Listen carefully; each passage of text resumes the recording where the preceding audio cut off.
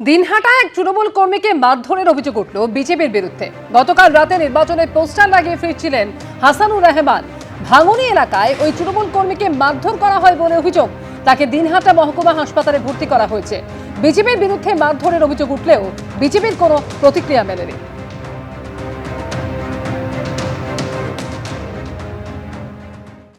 আইপ্যাকের কর্মীদের ছুটিতে যাওয়ার ইমেল ঘিরে তোলপাড়। সোশ্যাল মিডিয়ায় একটি ইমেলের স্ক্রিনশট পোস্ট করেছেন বিজেপির মুখপাত্র কেয়া ঘোষ। আর এই অবস্থায় বীরভূমের মুরারইয়ের সভায় ফের ইঙ্গিতপূর্ণ মন্তব্য করেন মমতা বন্দ্যোপাধ্যায়। দুদিন পরেই পশ্চিমবঙ্গে বিধানসভা নির্বাচন। এই আবহে তৃণমূলের ভোট কুশলী সংস্থা আইপ্যাকের তরফে আপাতত কাজ থামিয়ে দেওয়া এবং কর্মীদের ছুটিতে যাওয়ার ইমেল ঘিরে তোলপাড় পড়ে গেছে। বিজেপি মুখপাত্র কেয়া ঘোষ সোশ্যাল মিডিয়ায় একটি ইমেলের স্ক্রিনশট পোস্ট করেছেন, যেখানে দেখা যাচ্ছে আইপ্যাকের এইচআরের তরফে লেখা হয়েছে, কিছু আইনি সমস্যার জন্য পশ্চিমবঙ্গে এখন থেকে কাজ বন্ধ রাখার সিদ্ধান্ত নিয়েছে কর্তৃপক্ষ। এই পরিস্থিতিতে সমস্ত কর্মী ও সদস্যদের 20 দিনের জন্য সাময়িক ছুটি নেওয়ার অনুরোধ করা হচ্ছে। এই সময়সীমা শেষ হলে অর্থাৎ 11ই মের মধ্যে আমরা ফের একত্রিত হব, পরিস্থিতি পর্যালোচনা করব এবং পরবর্তী পদক্ষেপ ঠিক করব। সোমবার সেক্টর 5-এ আইপ্যাকের অফিসে গিয়েও দেখা মেলেনি কোনো কর্মীর। আমরা দাঁড়িয়ে রয়েছি সল্টলেকে সেক্টর 5-এর গোদরেজ ওয়াটারসাইড বিল্ডিংয়ের 11 তলায়, যেখানে আইপ্যাকের অফিস রয়েছে। ইতিমধ্যে আমরা দেখছি যে এই যে আইপ্যাকের অফিসের যে রিসেপশন, সেটা সম্পূর্ণ বন্ধ অবস্থায় এবং এখানে এই যে গেট দুটি রয়েছে, একটি গেট ভেতর থেকে সম্ভবত বন্ধ, আরেকটি গেট এখানে দেখা যাচ্ছে যে তালা ঝুলছে। আমরা এখানে দেখলাম যে ভেতরেও লাইট বন্ধ অবস্থায় রয়েছে এবং এখানে কয়েকজন ফেসিলিটিসের দায়িত্বপ্রাপ্ত কয়েকজন হচ্ছে। বন্ধ হয়েছে কবে থেকে, মানে কাজ বন্ধ? রবিবার সকাল থেকে কেউই আসছে না, শুধু ওই হাউসকে মোছামুছি এইসব কাজ হচ্ছে, ডাস্টিং হচ্ছে। নির্দিষ্ট কোনো কারণ বা জানানো হয়েছে? আমরা জানি না, ওটা পলিটিক্যাল ব্যাপারে, ওসব আমরা মোটামুটি তাও কতজন প্রত্যেকদিন আসা যাওয়া করে অ্যাপ্রক্সিমেটলি? 350-400 আছে। রিসেপশনেও লোক থাকে কিন্তু কেউ নেই। আপনি কি এখানকারই কর্মী? কোন ডিপার্টমেন্টে আছেন ওটাই জিজ্ঞেস। ফ্যাসিলিটি ডিপার্টমেন্টে। আইপ্যাকের তরফে এ নিয়ে সরকারিভাবে কিছু জানানো হয়নি। তবে রবিবারের পর সোমবারও বীরভূমের মুরারইয়ের সভায় ফের এ নিয়ে ইঙ্গিতপূর্ণ মন্তব্য করেন মমতা বন্দ্যোপাধ্যায়।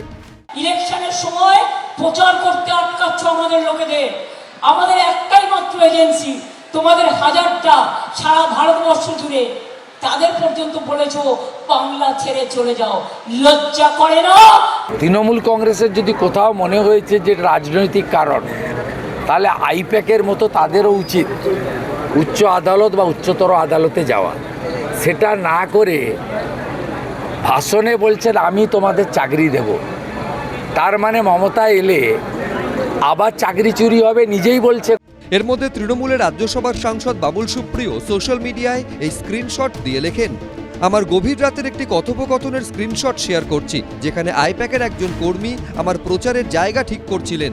আপনারা কতটা নির্লজ্জভাবে মিথ্যে কথা বলতে পারেন? এমন বাজে কথা টাইপ করতে আপনাদের আত্মসম্মানে আঘাত লাগে না? এরপরই এই ইমেলের স্ক্রিনশটটি পোস্ট করে বিজেপির মুখপাত্র কেয়া ঘোষ লেখেন, আইপ্যাক কর্মীদের যে চিঠিটি পাঠিয়েছে সেটা দেখে আসলে কি বোঝা উচিত আমি নিশ্চিত নই। এখানে স্পষ্ট লেখা আছে তাদের 20 দিনের ছুটিতে পাঠানো হচ্ছে। তাহলে তুমি কি চটি চাটা নাকি মিথ্যেবাদী নাকি দুটোই? এদিকে সোমবার আইপ্যাকের আরেক ডিরেক্টর ঋষিরাজ সিংহকে দিল্লিতে ইডির সদর দফতরে তলব করা হলেও তিনি আসেননি। ইডি সূত্রে দাবি ফের তাকে তলব করা হবে। আবির দত্ত, অর্ণব মুখোপাধ্যায়, অমিতাভ রথ, এবিপি আনন্দ। ব্যবসায়ী জয় কামদারকে আদালতে পেশ করে একের পর এক চাঞ্চল্যকর দাবি করল ইডি। আদালতে দাঁড়িয়ে জয় কামদারের ফোনে পাওয়া বিশেষ হোয়াটসঅ্যাপ চ্যাটের কথা উল্লেখ করলেন ইডির আইনজীবী। সোনাপাপ্পুর অ্যাকাউন্ট থেকে 1.5 কোটি টাকা ব্যবসায়ী জয় কামদারের অ্যাকাউন্টে ট্রান্সফার হয়েছিল বলে দাবি করল এনফোর্সমেন্ট ডিরেক্টরেট। ভোটের মুখে বেআইনি লেনদেনের শিকড় সন্ধানে তৎপর হয়েছে ইডি। কোটি কোটি টাকার বেআইনি লেনদেনের অভিযোগে রবিবারই তারা গ্রেপ্তার করেছে সান এন্টারপ্রাইজের ম্যানেজিং ডিরেক্টর জয় এস কামদারকে।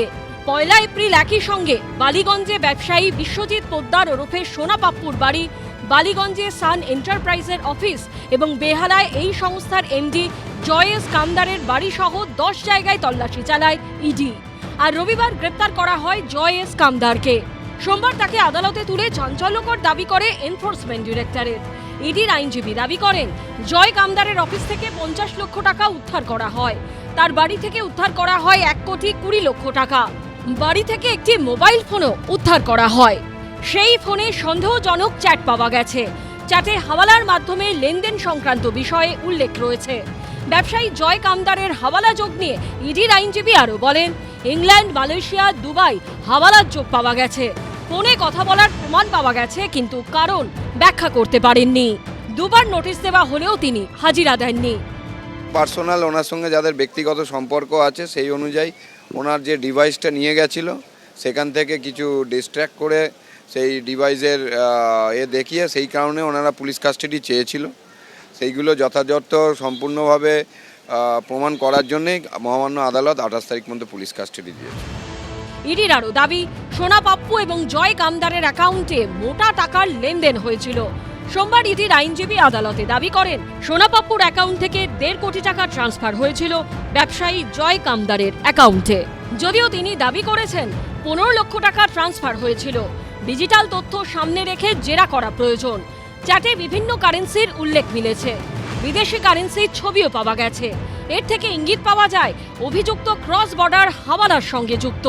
অভিযুক্ত ব্যবসায়ী জয় কামদারের আইনজীবী পাল্টা সওয়াল করেন, ইডি এই মাসেই তদন্ত শেষ করতে চাইছে কেন? ইডি দাবি করেছে, সান গোষ্ঠীর হিসেব থেকে জানা গেছে কলকাতা পুলিশের ডিসি শান্তনু সিনহা বিশ্বাসের 2 ছেলে তাদের থেকে ফ্ল্যাট কিনেছেন। তারা এটা বলছে না যে সেই চুক্তি বাতিল হয়েছিল। যে 4টি মামলার উপর ভিত্তি করে ইডি তদন্ত শুরু করেছে তার একটি চার্জশিটেও জয় কামদারের নাম নেই। 1 এপ্রিল সোনা পাপ্পুর বাড়ি থেকে আগ্নেয়াস্ত্র উদ্ধার করেছিল ইডি। সেই আগ্নেয়াস্ত্র নিয়েও এবার চাঞ্চল্যকর দাবি করল এনফোর্সমেন্ট ডিরেক্টরেট। আদালতে জমা দেওয়া নথিতে তারা দাবি করেছে, আগ্নেয়াস্ত্রটি কেনা হয়েছিল জেটি ক্যালকাটা আর্মস নামে বিপণী থেকে, যার অন্যতম মালিকানা রয়েছে জয় কামদারের নামে। 15 জানুয়ারি ওই আগ্নেয়াস্ত্র 50 রাউন্ড কার্তুজ কেনা হয়েছিল সোনা পাপ্পুর স্ত্রীর নামে। সেই রিভলভার বাজেয়াপ্ত করা হচ্ছে এবং যখন স্ত্রীকে প্রশ্ন করা হয় 1 এপ্রিল তল্লাশির সময় যে তার ভ্যালিড ডকুমেন্ট দেখাতে হবে, তিনি কিছু দেখাতে পারেননি এবং তারপরেই সেটা কিন্তু বাজেয়াপ্ত করা হয় এবং গড়িয়াহাট থানাকে হ্যান্ডওভার করা হয়। রবিবার গ্রেপ্তারির পর অসুস্থ হয়ে পড়ায় জয়েস কামদারকে আদালতে পেশ করা যায়নি। তাকে আরজিকর হাসপাতালে ভর্তি করা হয়। বিচারক বলেন, সোমবারের মধ্যে হয় আদালতে উপস্থিত করাতে হবে, নয়তো মেডিকেল রিপোর্ট দিতে হবে। সোমবার সকালে হাসপাতালে পৌঁছন ইডি অফিসাররা। সেখান থেকে জয়েস কামদারকে নিয়ে যাওয়া হয় স্পেশাল কোর্টে। 28 এপ্রিল পর্যন্ত জয় কামদারকে ইডি হেফাজতের নির্দেশ দিয়েছে আদালত। পার্থপ্রতিম ঘোষ, প্রকাশ সিনহা ও আবির দত্তের রিপোর্ট, এবিপি আনন্দ। এবিপি আনন্দ, এগিয়ে থাকে, এগিয়ে রাখে।